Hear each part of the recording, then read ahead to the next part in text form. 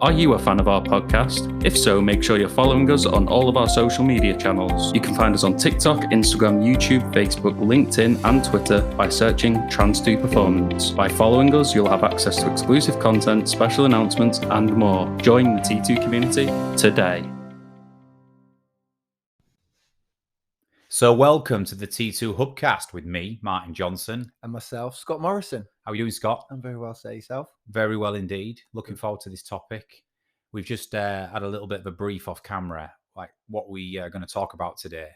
And then we went into a 10-minute discussion, really good discussion about it, and realised we'd not pressed play. Yeah, and we'll never get that back. We'll never get that conversation back. So we've stop, and let's start the podcast and save this. So hopefully we can go down the same path. So today's topic, Scott, is the art of decision making. Mm-hmm. And I think if we come at this from two angles, it's the process of making decisions. What does the human brain go through as a process in order for us to make a decision?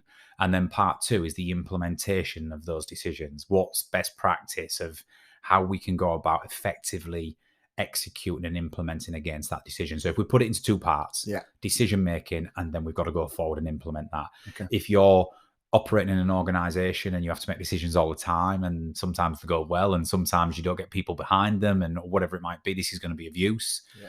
Even if it's just your personal life and you struggle to make certain decisions, or you and your partner are completely different when it comes to making decisions, I think this podcast is going to be useful.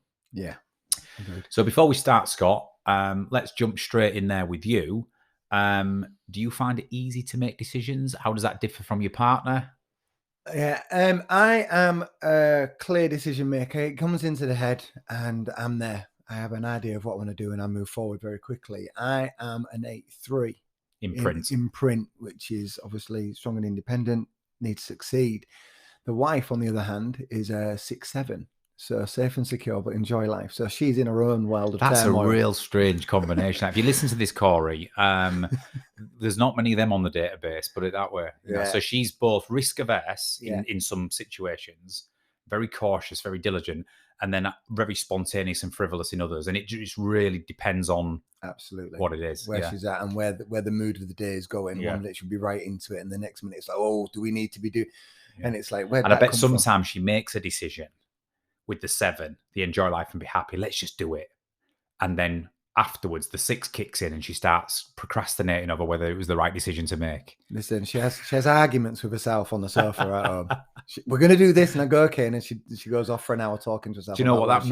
That mirrors me and my wife, Lucy, because I'm like you. When the idea is hot and the emotion is high behind a decision, I'm going for it. Yeah. My wife's a little bit more diligent and risk averse. She'll think about the costs, the consequences. What does it mean? What if it goes wrong? Is it the right decision? And I think between the two of us, we probably get it right. But we are very different when it comes to making certain decisions. So yeah, decision making is interesting. So let's start with splitting the psychology of decision making down. Okay. I wrote a piece on this, Scott, about 3 years ago. It was actually we were working with sales teams. And we was doing sales training. And the reason we did a bit of psychology around decision making is because what we wanted to say to salespeople was, if you understand the principles on which people make decisions by, then when you're selling products or services, you can tap into those principles because you have to have them met for the buyer to buy. Right. So it was a really cool piece for the sales teams around understanding the psychology of why people buy and what principles they base it on. So let's table them and we'll just have a discussion about them. So the first principle of how people make decisions from a psychological perspective is, number one, what are the benefits of making this decision? Yep. It speaks for itself, right? You know, straight away our brain gravitates towards shiny things that we really want to have. And why? Yeah, it's like you get really excited. Shopping online's terrible, isn't it? Because you can have a couple of glasses of wine on a night, get on Amazon, and before you know it, I've got 3 things coming on Monday. You know, but the benefits of having something, i.e., what is it going to bring to me? Joy, happiness, other tangible benefits where it's going to help me do something, make money, get fitter, whatever it might be. Yeah. our brain will always make decisions fundamentally based on the benefits. Number two, it also is very good at the risks. Yeah. So your brain will assess what is the risks of making this decision. Now, these are sometimes like on big decisions like buying a house or, organizing an event or doing a project or something that carries a greater risk because it could go wrong.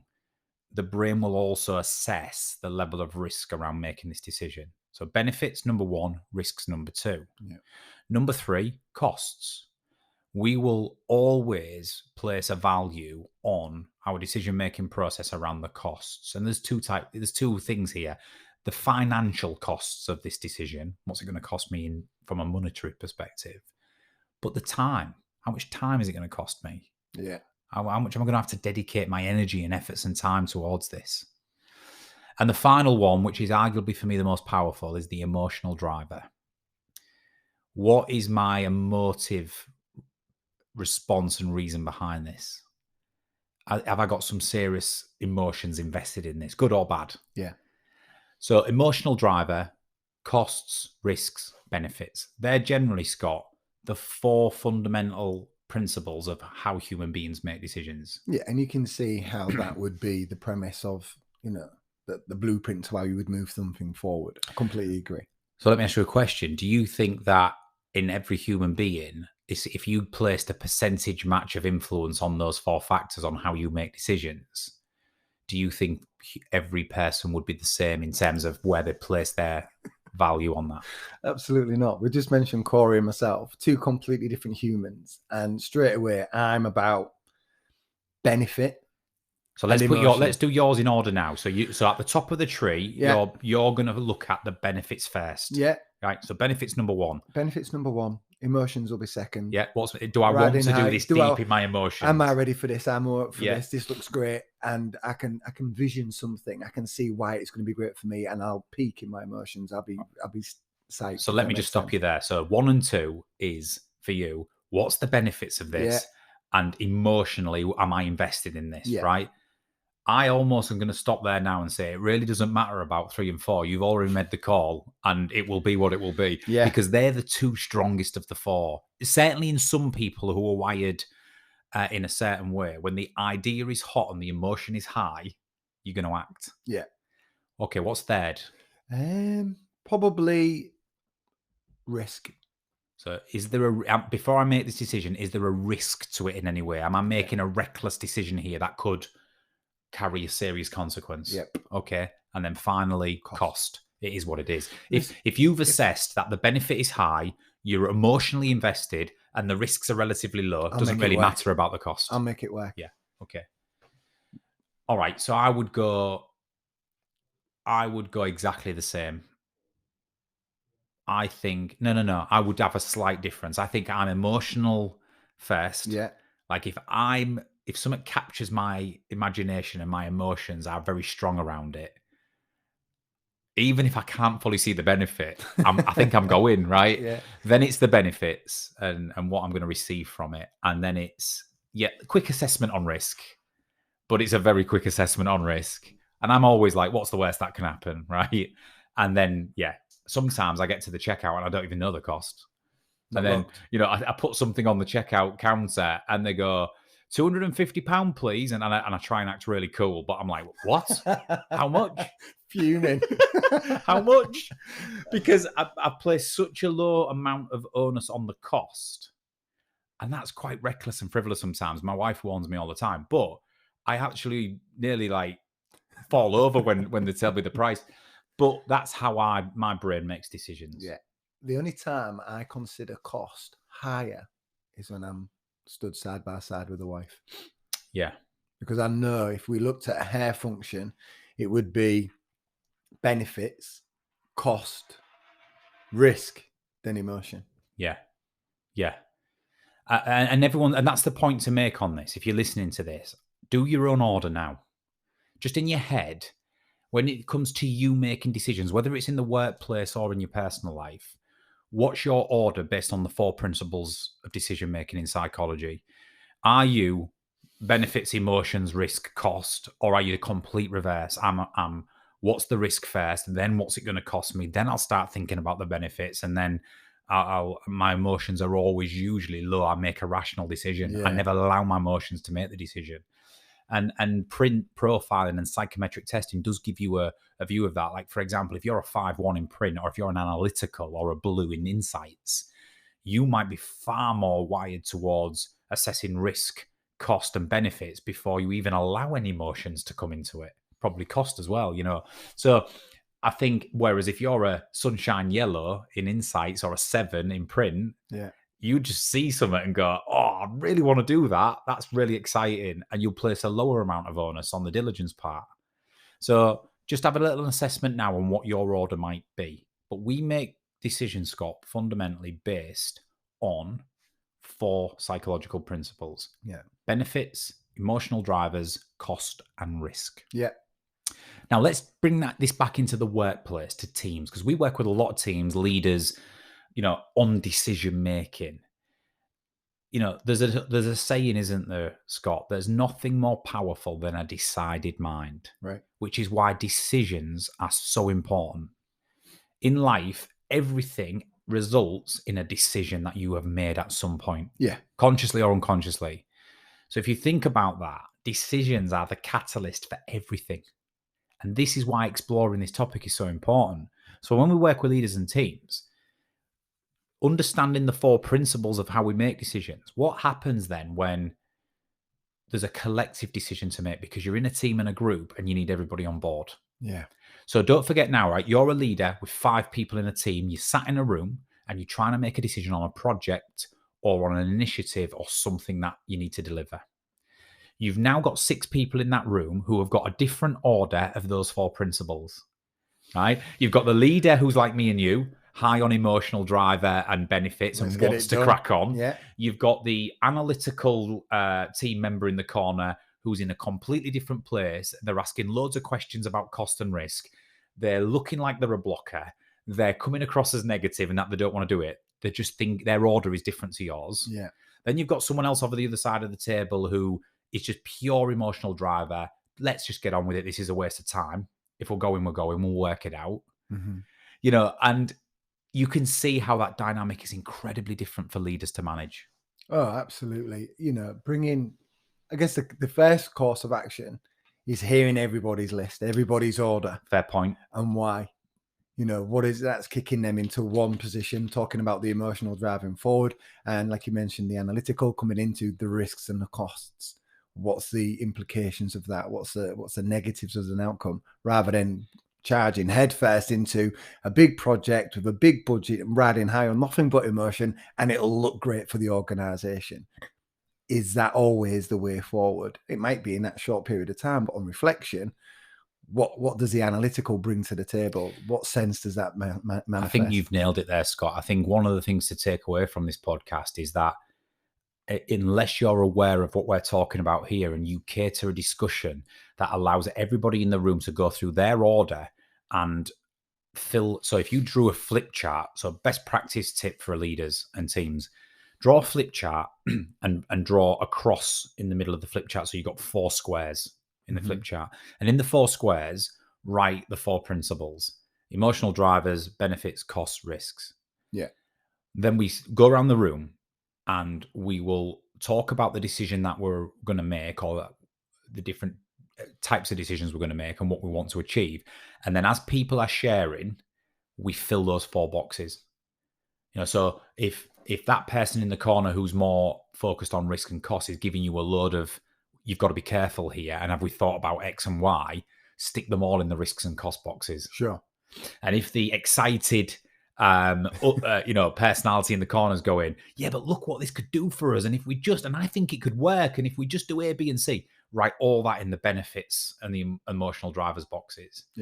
And what you'll probably end up getting then is a full download, a full consensus from the group based on different personality types and different sequencing of, you'll get all the data you need to be able to make that decision. And that's really important, isn't it? Because if leaders make the mistake of, if they're driven primarily by 1 or 2 of those 4, they're going to block themselves off from the rest of the team and make it anyway based on what they want. This is it. And then when we're talking about how to get people to commit to that movement, that way forward, you're going to get some resistance. So I think best practice is open the floor up, draw a flip chart, 4 quadrants, write the 4 principles in, and let's fill those boxes with all the insight from the team. That's what great teams will do. They will capture and listen and value the opinions of the group and make sure that all of that goes into the boxes. Yeah. Right. Okay. Let's say then that we do that, and if there's a general consensus that we're all on the same page, or the majority of the group, it's pretty easy, Scott, because we'll do a quick vote, and most people are in, if not everybody, and we'll make the decision. Yeah. We use the traffic light, don't we, as a decision system? Yeah. So let's move this on a bit. If that's the case, you need to do a traffic light system, which is where you go around the room and you say, okay, so we've had that discussion, we've filled in those boxes, we are aware of the risks, cost, benefits, and the emotional drivers behind this. I think what we're saying is we're going to make this decision, but before we do, can I have a green, amber, or red from everybody in the room? Green means I'm right behind this. Bought in, and I agree. Amber says, as I've discussed in this meeting, I've got concerns, and maybe I'd do it in a different way. However, having listened to the group, I'm bought into. I can get behind it. That's Amber. Red is, I'm sorry, I just disagree. Yeah. I can't get behind this decision for these reasons. Mm-hmm. So if everybody is green and amber, we go forward. Yeah? If everybody's saying I'm fully bought in, or I've heard my concerns and I can get behind the group on this, decision gets made and we move on to implementation, which we'll come to shortly. Sure. But what happens, Scott, if we get reds? What happens if even just one person says, I'm sorry, I'm a red. I can't get behind this. Well, you revisit for me with the red. Let's reassess what it is that's behind. Can we engage in that conversation? Can we influence their decision making along with that of the greater room? If not, then essentially the person who's responsible for that team, the team leader, if that's me as the leader, I have to be the person who takes ownership of that decision and be the tiebreaker, if you like, and move things forward. So it's a little bit like a jury system. If you've got a red, because we know in a jury system you have to have 12 unanimous votes for the judge to take the decision. So it's a bit like that. What you're saying is the discussion will continue, and we'll give that a bit more time and give the red the opportunity to re-air those concerns. 100%. And the group can then hopefully listen to those concerns, and we try to answer them and try and get the red to an amber. Look for the influencing points. You hear, listen, if the red, as an example, has his points or her points aired, they're understood, they're considered, they're debated, there's a discussion on it, and that equation goes into the mathematics of how we move the decision forward. You can sometimes still disagree to agree and move forward for the greater good of the business or the greater good of the organization or that group and the project. It's just making sure that this person's been heard and had a say and had their views aired for people to try and influence or agree or disagree. But then at some point, we've got to make a decision. Are we moving forward? And if there's a 1 no versus 10 in the room that are moving forward, then essentially you as the leader take the ownership, the accountability to move that forward and make that commitment for the group. Yeah, I agree. I think the intention is to get the red or the reds to an amber, and then that's the ideal position, because then we've all fully said we can get behind it. And if not, after a further period of debate, you can't discuss things forever, and you certainly can't not make decisions because there's 1 or 2 people who are not ideally on board. So that's where leaders do show the strength of saying, I've followed the process, I've heard people out, everybody's been given a fair crack, the vast majority of the group are behind this, we're going to go. Yeah. And I think that's a really key point. Use the 4 principles to drive your discussion around a decision. See what that's telling you. Make a general suggestion of the decision we're going to make. Then do a traffic light. If everybody's green and amber, we're going. If 1 or 2 people are reds, that discussion continues for a bit longer, but it can't continue forever because it'll frustrate people. If we can't get everybody to ambers, at least we're going to make the call and I'm going to stand by it. And that's sometimes the unpopular position of a leader, isn't it? Yeah. But it's also the strength of a good leader, But you know. this is why you're the leader. Yeah. At the end of the day, this is why you're in that position, because you're the person who's not scared of a tough decision. You do have a little bit of sight to see what's coming around the corner, and you will lead the team into that. Yeah. Cool. So that's a decision system. So we've just explored the psychology behind decision making and the 4 principles. We've now explored a decision system in terms of the traffic light as a way of getting the collective group behind it and getting that commitment that we need. Yeah. And we've made the call, right? We've made a decision. And at this point, it's exciting. It might be a bit daunting, but we're going, right? We're going. And that's the main thing. Now, this next part for the last 10 minutes, Scott, is probably the most. I think a lot of people will be listening to this podcast saying, yeah, we follow a similar process to what you're discussing when we make decisions in our organization or in our family. You know, we do that. We discuss it. We discuss the cost, the benefits, the risks, blah, blah, blah. We hear the group out, and then we make a collective decision, or the leader makes it. That's pretty straightforward. Some people might be going, we don't do that, and that's gold dust, right? Yeah. However, if you sat there now thinking, that's it, this next part is where it falls down, because in our experience, very few teams do this next part, if at all, but they very rarely do it well if they do. So you now need an implementation system. Yeah, and this is before we leave that meeting, by the way. Exactly. This is still in that room. Yes. Because what you'll tend to find is after the traffic light and the consensus and the leaders made it clear we've made a call, right, let's go. Right? And it's like, okay, what's happening next? The implementation system has to happen before you leave the room. Absolutely. It can be quick, it can be easy, but it's incredibly important and valuable to the process. So implementation system we recommend here at T2 is when we use the acronym OAT. Yeah. OAT. And that stands for ownership, actions, timeframes. You have to be crystal clear on who is doing what by when. Because otherwise you'll all leave the room and nobody will really do anything, and it's all a bit vague, and then you'll come back to the meeting 2 weeks later and we wonder why we're talking about the same things and nothing's happened. And that's where frustration creeps in. So accountability behind implementing the decision will only exist if we follow the acronym OAT. Yeah. Who is doing what by when? So O is ownership. So ownership's interesting, Scott, because there's a couple of different variations of this. There is the owner. Yeah. And there's key contributors. And there's a big difference between the two. What is that? Well, the owner is the person who's on the hook for it.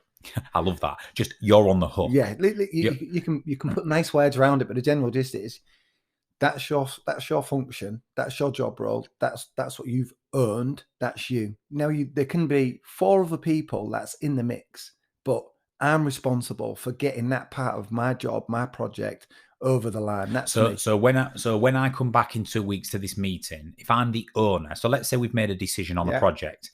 And there's 4 or 5 different facets of that project that need to now happen for the decision to start going forward.